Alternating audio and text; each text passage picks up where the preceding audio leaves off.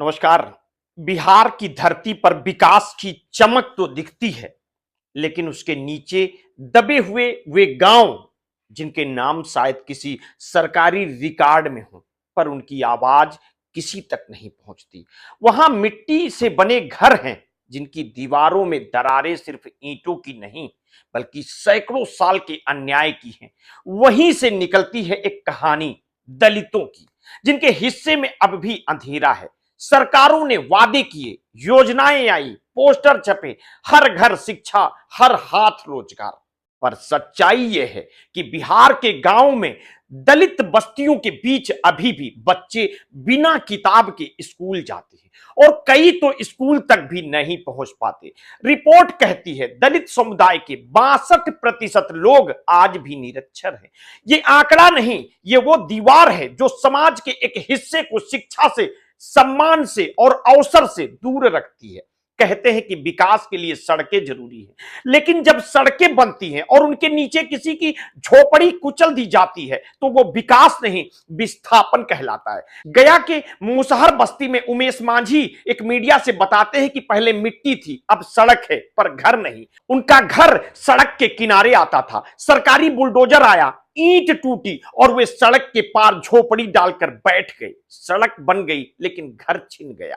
यह कहानी सिर्फ उमेश की नहीं, हजारों दलित परिवारों की है जिन्हें विकास परियोजनाओं के नाम पर उजाला गया। किसी को मुआवजा नहीं मिला, किसी को पुनर्वास का वादा। नीतीश कुमार की 20 साल की सरकार ने पुल, फ्लाईओवर और भवन तो खड़े कर दिए, लेकिन दलितों के लिए रोजगार के अवसर, शिक्षा, स्वास्थ्य, जवाब ढूंढना मुश्किल है।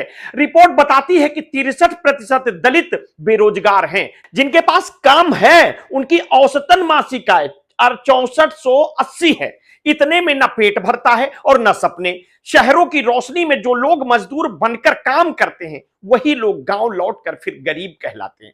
बिहार में दलित बजट का हिस्सा भी घटा है। पहले 2.59%, अब मात्र 1.29%। यानी राज्य की हर 100 रुपए की योजनाओं में सिर्फ 1 रुपए से थोड़ा ज्यादा दलितों के हिस्से आता है। स्वास्थ्य की स्थिति तो और भयावह है। गांव में अस्पतालों का नाम तो है, पर डॉक्टर नहीं है। औरतें प्रसव के दौरान या तो झोला छाप के भरोसे रहती हैं या भगवान के। दलित महिलाओं की शिक्षा का प्रतिशत बेहद कम है, और जो स्कूल जाती हैं वे अक्सर भेदभाव झेलती हैं। कभी मिड डे मील में अलग बिठा दी जाती हैं, कभी टीचर की गाली सुन लेती हैं। यह रिपोर्ट किसी विरोधी दल की नहीं, बल्कि एक सच्चे सर्वे की आवाज है। राष्ट्रीय दलित एवं आदिवासी संगठन परिसंघ ने 25 जिलों में जाकर 18,581 दलित परिवारों से बात की है। हर जिले से वही सच्चाई उभरी। विकास सबका नहीं है, जो सबका कहते हैं वे अक्सर अपने लोगों तक सीमित रहते हैं। दलितों के लिए आज भी सरकारी दफ्तर दूर हैं, बैंक से कर्ज लेना मुश्किल है, और सामाजिक न्याय का नाम लेकर केवल भाषणों तक सीमित रखा गया। एक तरफ बिहार उद्योग लगाने की बात करता है, वहीं दूसरी तरफ दलित युवाओं को मजदूरी के अलावा कोई विकल्प नहीं। कोई रिक्शा चलाता है, कोई ईंट भट्टे पे जलता है, कोई दिहाड़ी करता है, और फिर चुनाव के वक्त सब उनके दरवाजे पर वोट मांगने खड़े हो जाते हैं।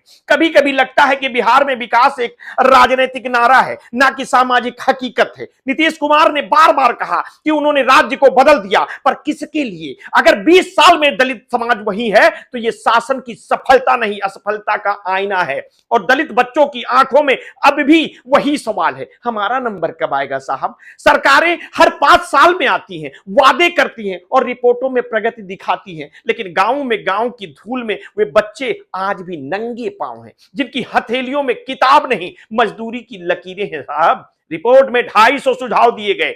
दलित महिलाओं की शिक्षा, युवाओं के लिए रोजगार, विस्थापन परिवारों को पुनर्वास की गारंटी, लेकिन सिफारिशें कागज पर है, जमीनी हकीकत वही पुरानी है। बिहार में दलित अब भी विकास का हिस्सा नहीं, बल्कि उसकी कीमत है। कभी कभी किसी बूढ़े की आवाज सुनाई देती है, हमारे बाप दादा भी ऐसे ही रहे, हम भी वैसे ही रहेंगे क्या? यह सवाल सिर्फ सरकार से नहीं, समाज से भी है। क्या हम सचमुच बराबरी में विश्वास करते हैं, या बस संविधान के कागजों पर है? सैकड़ों वर्षों से दलितों के हिस्से में जो अन्याय है वो सिर्फ जाति का नहीं, व्यवस्था का पाप है साहब।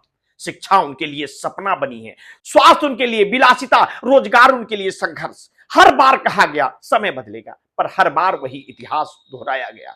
आज भी बिहार की किसी छोटे से गांव में कोई दलित बच्चा लकड़ी के टुकड़े से मिट्टी पर आ लिखता है, शायद उसे नहीं पता कि यही उसकी आजादी की शुरुआत है। लेकिन क्या यह समाज उसे से औसत तक पहुंचने देगा? यही सवाल इस रिपोर्ट से निकलता है और यही सवाल बिहार के भविष्य से भी है। मिलते हैं किसी नेक्स्ट स्टोरी के साथ। आपने अगर अभी तक हमारे इस चैनल को सब्सक्राइब नहीं किया तो तत्काल कर लीजिए, बेल आइकन दबाना बिल्कुल ना भूलिए। अपने स्वास्थ्य के प्रति सचेत रहिए, सजग रहिए और हां, आपने कभी भी कोरोना वैक्सीन लगवाई है तो समय समय पर ब्लड प्रेशर की जांच अवश्य कराते रहिए। अपना ध्यान रखिए। बहुत बहुत धन्यवाद। साधुवाद।